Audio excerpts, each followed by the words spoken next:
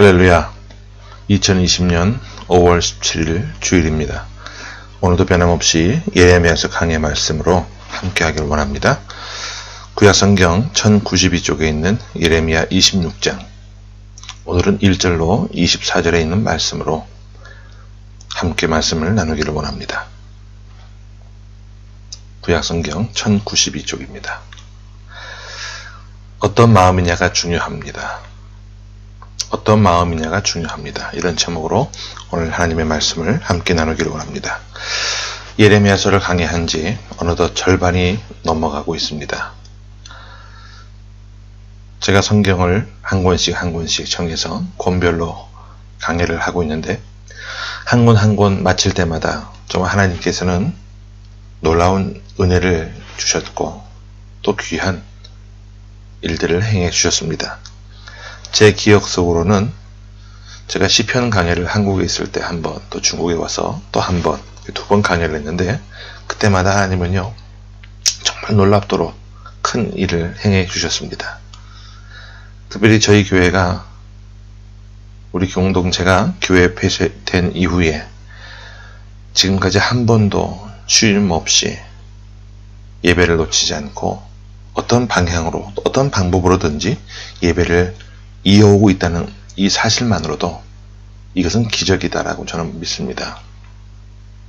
또한 그런 어려운 시간들을 겪어나가면서 생각의 전환을 통해 모임 장소에 대한 갈망을 얻게 하셨고, 그 생각을 갖게 하시자마자 기도하게 하셨는데, 짧은 시간 안에 정말 귀한 장소를 얻게 하셨고, 계약부터 공사하는 과정들, 영업 집조가 나오고 위생허가가 나오고, 이런 과정들 속에 정말 속전속결로 하나님이 행하시는 일들을 저는 봐왔습니다.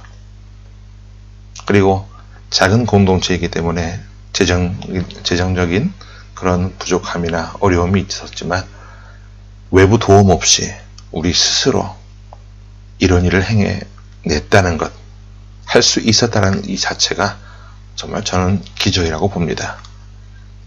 함께 기도하며 애써주신 우리 모든 가족들에게 먼저 고마운 마음을 전하고요, 함께 해주신 주님 앞에 감사와 찬양과 영광을 올려드립니다. 자, 이런 사실을 기억하면서 오늘 하나님 말씀을 함께 나누기를 원합니다. 임종을 앞둔 어떤 젊은 부인이 있었습니다. 그 부인이 자기 남편의 손을 꼭 붙잡고 무슨 말인가를 하려고 애를 쓰다가 그만 말을 잇지 못하고 숨을 거두게 됩니다. 암으로 투병하다가 젊은 나이에 주님 나라 가면서 남편에게 뭔가 하고 싶은 말이 있었는데 신음을 토하다가 그냥 돌아간 거예요. 무슨 말을 하려고 했을까요? 제가 곰곰이 생각을 해봤습니다. 4가지를 생각해봤어요. 1번, 여보, 아이들을 잘 부탁해요. 2번, 당신 만약에 말이지 다른 여자 만나서 재혼하면 내가 매일 밤마다 나타나서 당신 창문 두드릴 거야. 3번, 당신 만나서 참 행복했다고, 신앙생활 잘 하다가 우리 나중에 천국에서 기쁘게 만나자고. 4번, 여보, 장롱 속에 내가 알뜰하게 모아 둔 통장이 하나 있어요. 그 돈 잘 사용하세요. 여러분은 몇 번째에 해당되십니까? 우리가 서로 이 세상을 떠나게 될 때 당신 만나서 참 행복했었다라고 고백하고 신앙생활을 잘 하다가 우리 나중에 천국에서 만나요, 이렇게 인사할 수 있다면 얼마나 좋을까요? 여러분들이 저를 볼 때 제가 신앙생활을 해오면서 목사님 만나서 정말 행복했습니다 라고 인사하고요, 저 또한 여러분들을 바라보면서 아무개 집사님, 아무개 형제, 아무개 자매님 만남으로 제 사역에 정말 기쁨이 있었다, 정말 참 행복한 사역을 감당했더라고 인사할 수 있는 그런 모습이라면 얼마나 복된 모습일까요? 우리 모두 이런 모습이 될 줄로 믿습니다. 오늘 본문에 보면 하나님 앞에 예배하는 사람들의 모습이 나옵니다. 나름대로 복장을 정중하게 갇혀 입고 거룩한 모습으로 예배당에 예배하기 위해 나온 성도들의 모습이 나타나고 있어요. 같은 교회 나와서 같은 목사님의 설교를 듣고 같은 자리에서 말씀을 또 예배를 드렸습니다.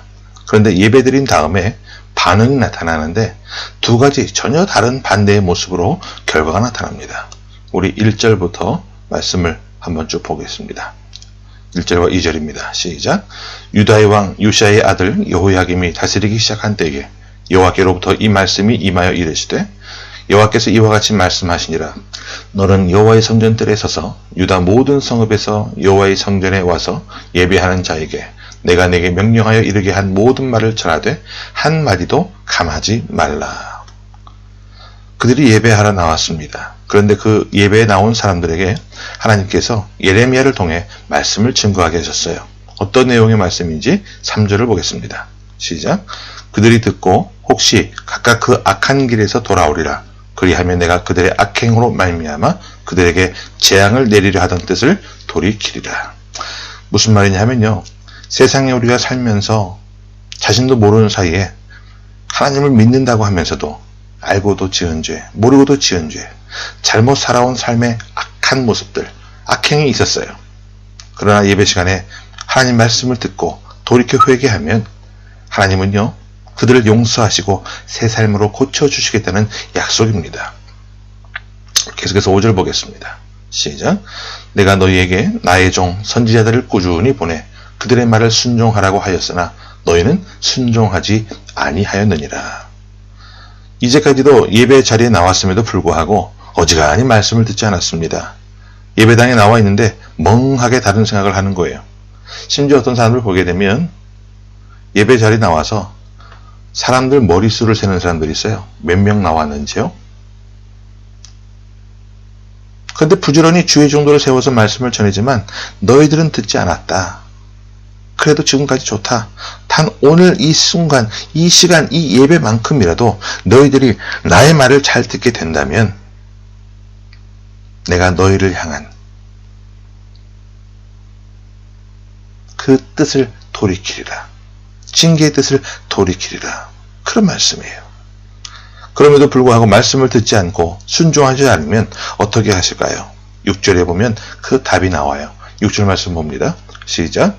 내가 이 성전을 실로같이 되게 하고 이 성을 세계 모든 민족의 저주거리가 되게 하리라 하셨느니라. 여기 실로가 나옵니다. 이 실로는요, 지역의 이름이에요. 하나님의 법궤가 실려왔던 지역입니다. 달리 얘기하면 하나님의 영광과 축복이 임했던 장소예요. 하나님 앞에 예배드리고 하나님의 말씀, 진리의 말씀을 들음으로 삶이 변화되고 복을 받은 사람들, 그 사람들의 삶 가운데 하나님의 영광이 드러났어요. 그런데 겉으로 신앙생활을 하지만 형식적으로 예배에 참석하고 설교 말씀에 대해서 무지하고 반항했던 사람들은 말씀에 대한 은혜가 없으니까 하나님의 영광이 떠나간 모습이 되고, 신부는 분명 기독교인인데 예수 믿는 사람으로 성경을 읽고 그 능력과 그 평안이 삶에 적용되지 못한 채로 살다가 결국 사람들에게도 버림을 받는 왕따를 당하는 인생이 되었다라고 성경은 기록하고 있습니다. 자, 이제 반응을 한번 보겠는데 이런 말씀을 듣고도 당시 성도들이 회개하지 않았어요. 8절 말씀 봅니다. 시작. 예레미야가 여호와께서 명령하신 말씀을 모든 백성에게 전하기를 마침에 제사장들과 선지자들과 모든 백성이 그를 붙잡고 이르되 내가 반드시 죽어야 하리라. 예배당에 나와서 하나님 말씀을 들었어요. 그 말씀의 감동을 통해 아멘으로 화답하고 말이죠. 내 삶의 잘못된 부분을 고쳐서 새로운 삶을 살면 될 텐데 오히려 설교를 듣다가 혈기가 나서 목사님을 붙잡고 네가 반드시 죽어야 하리라, 이런 험한 말을 하는 거예요. 10절을 보겠습니다. 시작. 유다의 고관들이 이 말을 듣고 왕궁에서 여호와의 성전으로 올라가 여호와의 성전 새 대문의 입구에 앉으매. 이게 무슨 말이냐면요, 세상에서 힘괴나 쓰고 예배에 참석했던 사람들이 그날 예레미야의 설교에 시험이 들어서 예배 참석하지 않은 사람들에게 전화를 하는 거예요. 있잖아 집사님, 오늘 설교 시간에 안 왔는데 왜 안 왔어? 오늘 정말 재미있었는데 뭐가 재밌었는데 설교 시간에 뒷다 때렸어. 목사님, 그래서 우리가 지금 일을 하나 고무하는데 빨리 좀 와봐. 그래서 예배 참석하지 않았던 사람들이 다 몰려와서 성전문을 막고 말이죠. 그 말씀을 증거한 예레미야를 두드려 패려고 하는 모습이에요. 한마디로 무슨 모습입니까? 예배에 실패한 사람들의 모습이지 않겠습니까? 성경을 창세기에서 계시록까지 세계에서 가장 많이 읽는다는 그 성경 말씀을 자신은 한 번도 진지하게 열린 마음으로 정직하게 정독해 보지도 못한 채 그 얄팍한 성경 지식, 세상 지식, 그 조그마한 것과 자신의 그 짧은 인생 경험만 가지고 자기 나름대로 선을 그어놓고 다른 사람들을 쉽게 판단해버리고 정죄하고 말씀을 전하는 그 주의 종을 비난하고 다른 성도들을 판단하는 그런 모습이었어요. 정말 예배에 실패한 모습이죠. 가인의 후예들의 모습입니다. 구약성경 창세기에 보면 가인과 아벨이라고 하는 사람이 하나님 앞에 예배하러 나오는 모습을 잘 아실 겁니다. 아벨은 예배에 승리했죠. 하지만 가인은 예배가 잘못 드려졌습니다. 예배에 실패한 그는 자기의 친동생을 시기와 질투심으로 말미암아 때려 죽이고 맙니다.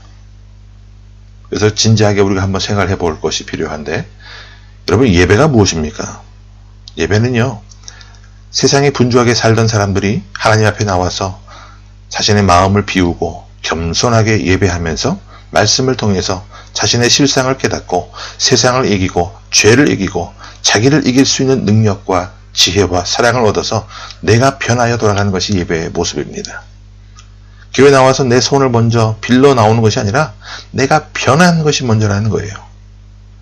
사실 돌아보면요, 다른 문제인 것보다 내 자신의 문제인 경우들이 허다합니다. 예배를 제대로 드리고 나면 내 자신이 부서지고 내 자신이 성숙하게 되는 것을 경험하게 됩니다. 여러분 혹시 삶의 자유가 없으십니까? 내가 아직 성숙하지 못한 까닭이에요. 해 아래 새 것은 없다고 분명히 말씀하고 있습니다. 세상에 또한 완전한 사람은 없어요. 세상에 완전한 직장이 있겠습니까? 없어요. 문제는 우리 자신이 믿음 안에 자유를 얻어야 어디 가서도 그것이 초막이든 궁궐이든 행복하고 평안한 삶을 살 수가 있다는 것이죠.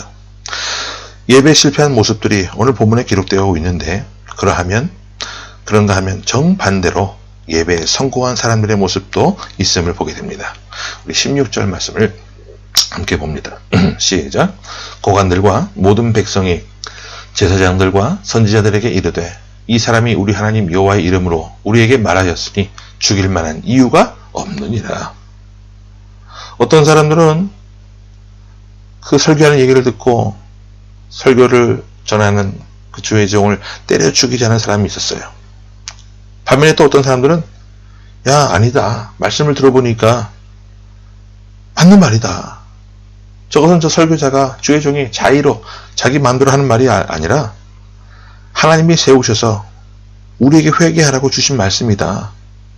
그러므로 이 사람을 죽이는 것은 부당한 일이다. 한마디로 은혜를 받은 것이죠.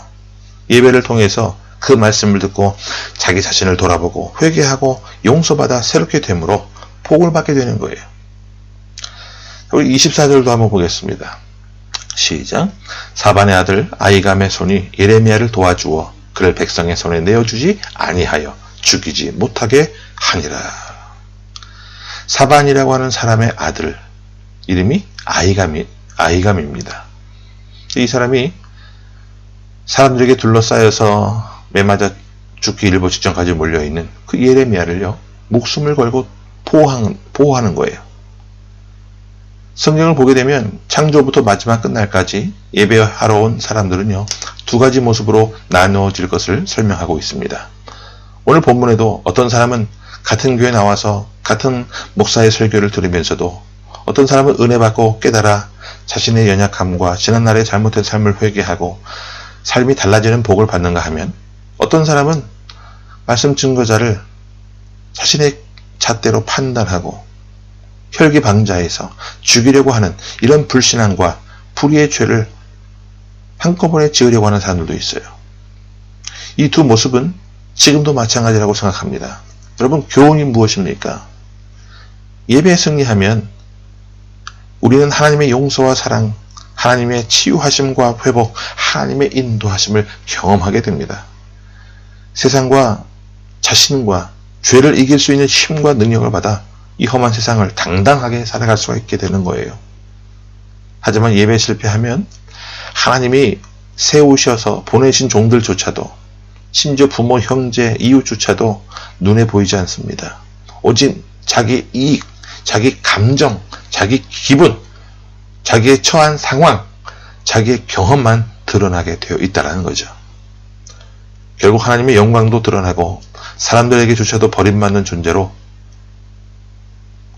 허무한 삶을 끝낼 수밖에 없게 되는 거예요. 예배를 통해서 우리 자신들이 변하는 복이 있기를 바랍니다. 사실 가만히 살면서 보면 우리 자신이 문제인 경우가 태반입니다.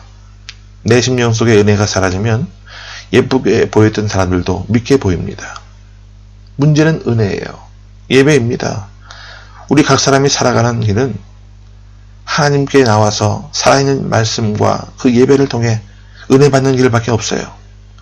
아무리 삶이 힘들고 지난날의 삶이 부끄러운 삶이라고 할지라도, 아니면 지난날의 삶이 자기 나름대로 반듯하게 살아왔다고 할지라도, 이제 남은 인생만큼은 예배를 통해서 신령한 복을 받아 권세와 능력이 넘치는 그런 삶을 살고 후손들에게 아름다운 영적인 또한 신령한 인격적인 영예를 물려주는 예배의 승리가 다 될 수 있기를 주의 이름으로 축원합니다. 오늘 본문을 자세히 한번 읽어보시면 예배를 통해서 우리 인간이 받을 수 있는 복 몇 가지가 나와 있어요. 우리 3절을 한번 보겠습니다. 시작. 그들이 듣고 혹시 각각 그 악한 길에서 돌아오리라. 그리하면 내가 그들의 악행으로 말미암아 그들에게 재앙을 내리려 하던 뜻을 돌이키리라. 사실 남들이 볼 때 예수 믿는 사람들의 모습이에요. 그럴듯한 모습으로 신앙생활을 합니다. 그런데 실상은 하나님이 보실 때에는 매맞아야 할 사람들이었다는 거예요. 그런데 예배를 통해 그들이 혹시라도 은혜를 받고 본래의 자리로 돌아오게 되면 하나님이 용서하시고 새로운 복으로 열어주시겠다는 약속의 말씀이에요. 한마디로 말하면 하나님과의 관계를 회복시켜 주시겠다는 겁니다. 우리 5절과 6절을 같이 봅니다. 연이어서 시작. 내가 너희에게 나의 종 선지자들을 꾸준히 보내 그들의 말을 순종하라고 하였으나 너희는 순종하지 아니하였느니라. 내가 이 성전을 실로같이 되게 하고 이 성을 세계 모든 민족의 저주거리가 되게 하리라 하셨느니라. 앞에서 잠깐 말씀을 드렸는데 이 실로는 지역의 이름이에요. 하나님의 영광이 임했었지만 나중에 보면 방탕한 백성들의 모습으로 인해 하나님의 영광이 떠나가 버리고만 그런 허망한 모습을 말하는 겁니다. 여러분 한번 잘 생각을 해보세요. 냄비 하나 숟가락 2개 해가지고요 월세 단칸방에 단 둘이서 살았을 때 경제적으로 힘들고 어려웠지만 서로 의지하며 예배가 살아있고 믿음과 은혜가 충만했었을 때는요 기뻐하며 살았을 거예요. 감사하며 살았을 겁니다. 그런데 넓은 아파트에 살면서도 은혜가 사라지면 원망과 불평과 짜증이 가득한 삶의 모습으로 변질이 되어버려요. 하나님의 영광이 드러나고 감사와 기쁨과 찬양소리, 노래소리와 웃음소리가 가득했던 집이 은혜가 사라지니까 원망과 불평이 터져나오고 하나님을 저버리게 되니까 결국 사람들에게 가서도 도움을 요청하지만 망신만 당하고 돌아오는 그런 초라한 저주거리가 되고 만다는 겁니다. 저희도 중국에 처음 건너와서 10년 전에 교회를 세우고 살림집을 얻을 만한 돈이 없어서 교회 위에 4층 옥상을 4층을 집으로 꾸면서 보일러도 없는 집에서 자라왔는데 군에 들어간 우리 큰아들이 동상도 걸리고요. 정말 쉽지 않은 삶을 살아왔었습니다. 하지만 단 한 번도 원망과 불평의 소리, 불평과 짜증이 가득한 소리가 난 적이 한 번도 없었어요. 오히려 그 속에서 아름다운 찬양의 소리가 있었고 감사의 소리가 있었고요. 기도의 소리가 있었어요. 정말 감사합니다. 저는 지금도 그 시절을 생각해봐도 우리가요 아무렇지도 않게 생각하는 그 이 예배가 조그만 일만 터져도 예배를 등한히 하고 세상 길로 가버리는 우리들인데, 하지만 그 이 예배가 이런 놀라운 복으로 이어지는 관문이라는 것을 꼭 반드시 아실 수 있기를 바랍니다. 예배를 통해 하나님과의 관계가 회복이 되어야만 하고 사람과의 관계가 회복될 수 있도록 하나님이 도와주시겠다는 거예요. 성경에 보면 사람의 행위가 여호와를 기쁘시게 하면이라는 말씀이 나오는데, 여기 기쁘시게 한다는 말은 예배와 관련된 단어입니다. 그 원수라도 화목하게 하신다고 했어요. 세상으로부터 구별된 하나님의 백성들은 아무리 힘들고 어려워도 바른 예배를 통해 하나님과의 관계가 회복되고, 하나님과의 관계가 회복된 그 성도의 삶의 현장에 하나님께서 만남의 복을 예배하셔서 우리를 도우시고 복받게 하는, 합당한 사람들을 합당한 때에 예비하시고 만나게 하셔서 우리 삶의 길을 열어주시는 복을 받게 하시겠다는 겁니다. 부모 여러분, 자녀를 위해서 자녀가 만남의 복을 가질 수 있도록 여러분 때마다 일마다 분초마다 기도하시기 바랍니다. 기도하는 부모를 가진 자녀는 절대로 망하지 않습니다. 잘못된 길을 가도 하나님께서 좋은 사람과의 만남의 복을 통해 돌이킬 수 있는 기회를 주십니다. 정직하게 예배하고 만남의 복을 위해 기도하는 부모의 자녀는요 절대로 망하지 않아요. 이왕 우리가 사람들 만날 때 좋은 사람들 만나야 되지 않겠습니까? 바라기는 오늘 함께 예배하며 말씀을 듣는 우리 모든 가족들이 예배를 통해 신실한 만남의 복을 받는 풍성한 삶이 될 수 있기를 바랍니다. 두 번째 복이 나옵니다. 10절과 11절 같이 봅니다. 시작.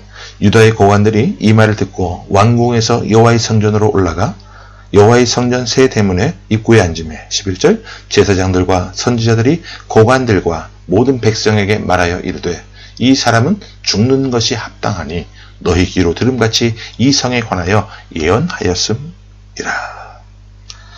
그러니까 예레미야 목사님이 설교하는 얘기를 듣고 사람들이 지금 다 몰려왔어요.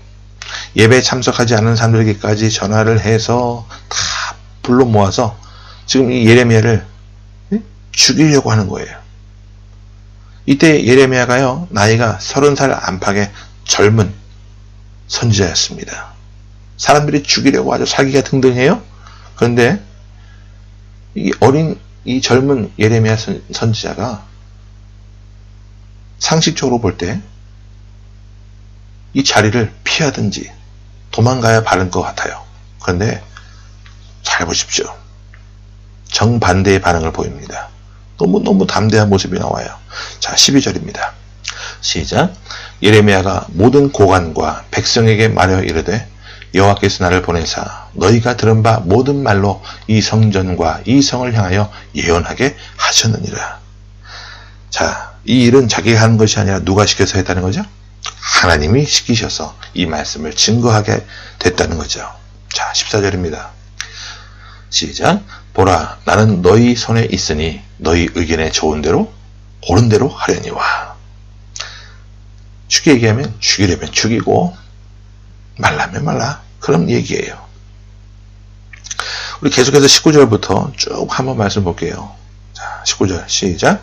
유다의 왕 히스기야와 모든 유다가 그를 죽였느냐. 히스기야가 여호와를 두려워하여 여호와께 간구하며 여호와께서 그들에게 선언한 재앙에 대하여 뜻을 돌이키지 아니하셨느냐. 우리가 이같이 하면 우리의 생명을 스스로 심히 해롭게 하는 것이니라. 21절.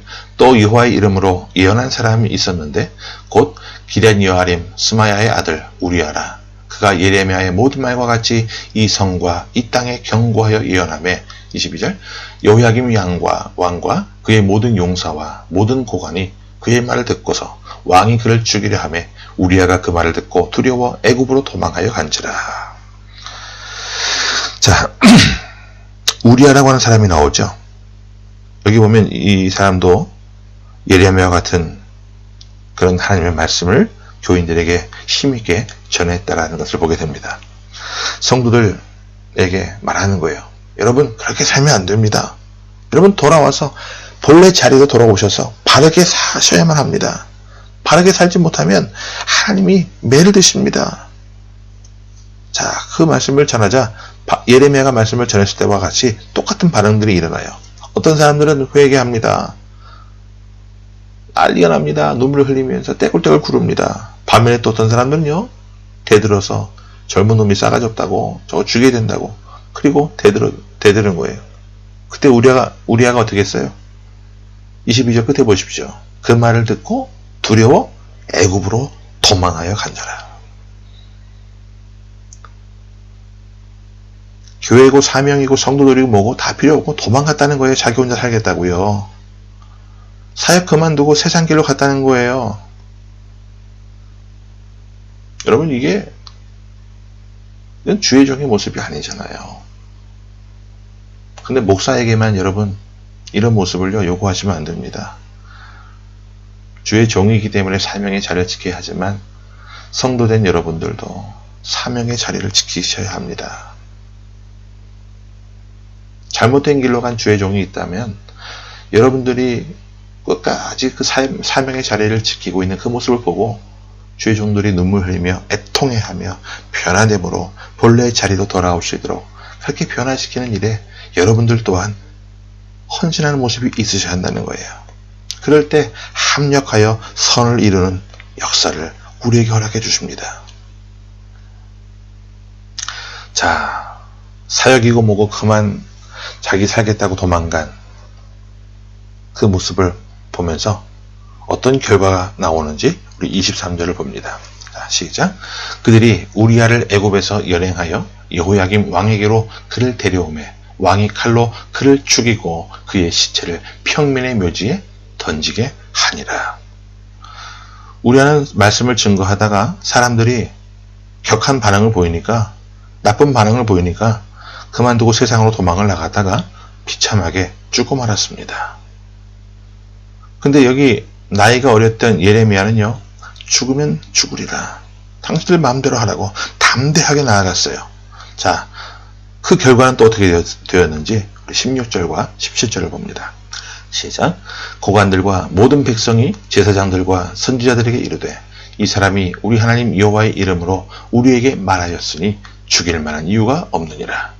그러자 그 지방의 장로 중 몇 사람이 일어나 백성의 온 회중에게 말하여 이르기를. 무슨 말이냐면 예레미야가 죽으면 죽으리라 하고 담대히 하나님 말씀을 다시 전했더니 그렇게 죽이려고 했던 사람들 중에 방백들과 어떤 사람들이 똑똑한 사람들이 알아듣고서 야, 우리가 잘못 생각했다.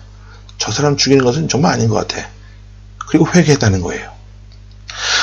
뿐만 아니라 24절에 보면 아이감이라고 하는 사람이 그를 어떻게 했어요? 보호까지 했잖아요. 이것이 무엇을 말합니까? 여러분, 주의 종들이라 할지라도요, 예배에 실패자일 수 있어요. 왜? 우리아는 도망갔잖아요. 근데 예레미야는 사명의 자리를, 그 예배의 자리를 지켰잖아요. 어떤 복을 주신 거죠? 담대한 믿음의 복을 주신 겁니다. 오늘 저와 여러분의 눈앞에 펼쳐진 현실은 두려울 수도 있고 좌절할 수도 있는 그런 어려움일 수도 있을 겁니다.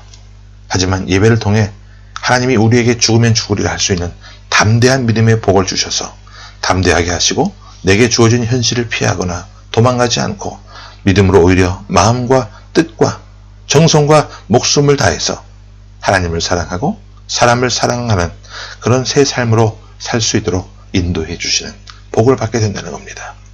우리가 이 복을 받게 되기를 바랍니다. 삶의 현장에서 힘들고 어렵고 낙심했다가도 밤잠을 못 이루다가도 나와서 마음과 뜻을 다해 예배하다가 말씀을 듣고 성령의 감동으로 하나님이 주신 위로와 힘을 얻어서 남은 인생 내가 죽으면 죽으리라. 주님 앞에 맡기고 오늘 내게 주어진 삶의 현실이 어떠하든지 간에 원망과 불평 없이 최선을 다해서 헌신하는 마음과 최선을 다하는 모습으로 목숨을 다하여 내가 살아가리라. 그런 삶을 살아갈 때 하나님께서는요, 아이감이라고 하는 사람을 보내주신다는 거예요.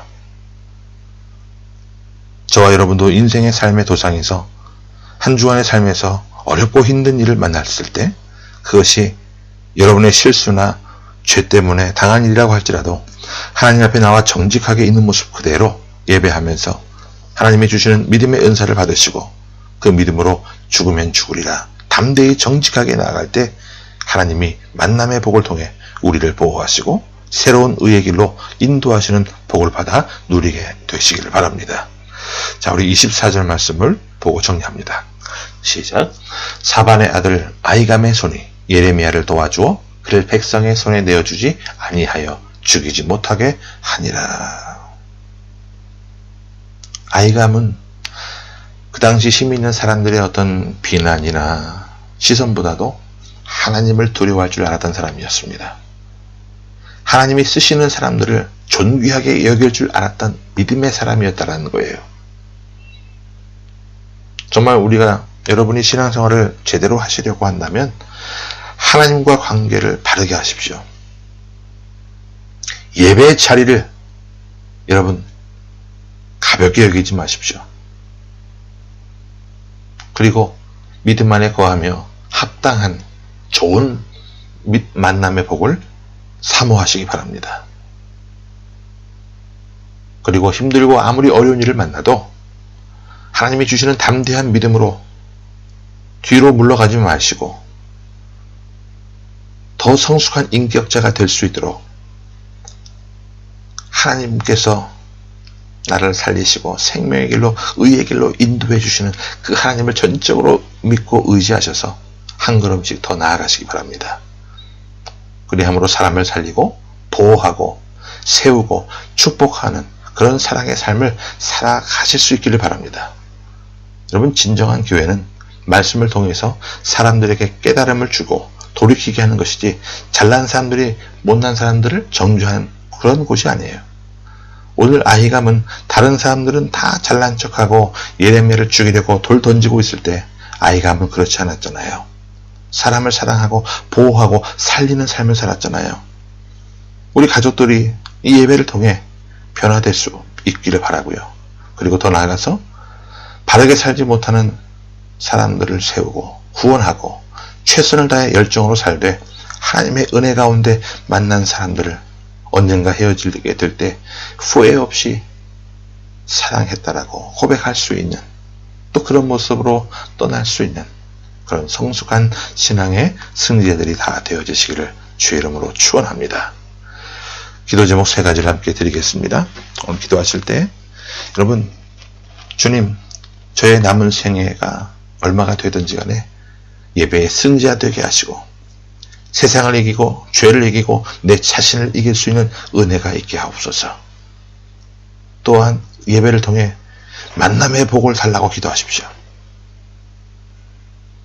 내 부모님이, 내 사랑하는 자녀들이, 내 사랑하는 남편이, 내 사랑하는 아내가 좋은 만남의 복을 갖게 해달라고 기도하세요. 또 하나, 예배를 통해 아무리 힘들고 어려운 순간이 온다 할지라도 내가 그때마다 좌절하거나 무릎 꿇고 나아가는 것이 아니라 내가 죽으면 죽으리라 담대한 믿음의 복을 받아서 믿음의 성숙을 꾀하게 하시고 하나님이 허락하신 만남의 복을 통해 만난 사람들을 후회 없이 사랑할 수 있는 그런 사랑의 길을 뚜벅뚜벅 걸어갈 수 있게 해달라고 기도하실 수 있기를 바랍니다. 아멘. 제가 한번 기도합니다. 사랑의 아버지 하나님, 감사합니다. 오늘도 이 주일 아침을 맞아 예레미야서 26장 말씀을 통해 우리에게 귀한 교훈을 주시니 감사합니다. 하나님, 바라보면 우리의 남은 생에 진실로 예배의 승리자가 되게 하시고 예배를 통해 만남의 복을 받게 하시고 하나님의 용서하심과 위로하심, 하나님의 인도하심을 체험하여 날마다 생생한 간증이 살아있는 삶이 될 수 있도록 도와주옵소서. 오늘 우리에게 주어진 현실이 어떠하든지 이제 믿음으로 일어나 걷게 하시고 마음과 정성과 뜻을 다해서 헌신의 자리에 서게 하시고 신앙의 정도를 걸어가며 하나님이 내게 허락하신 사람들을 사랑하고 축복하고 세워낼 수 있고 또한 후회 없이 사랑하며 살아갈 수 있는 참된 믿음의 삶을 걷게 하여 주옵소서. 주 예수 그리스도 이름으로 감사하며 간절히 기도하옵나이다. 아멘. 주 예수 그리스도 이름으로 감사하며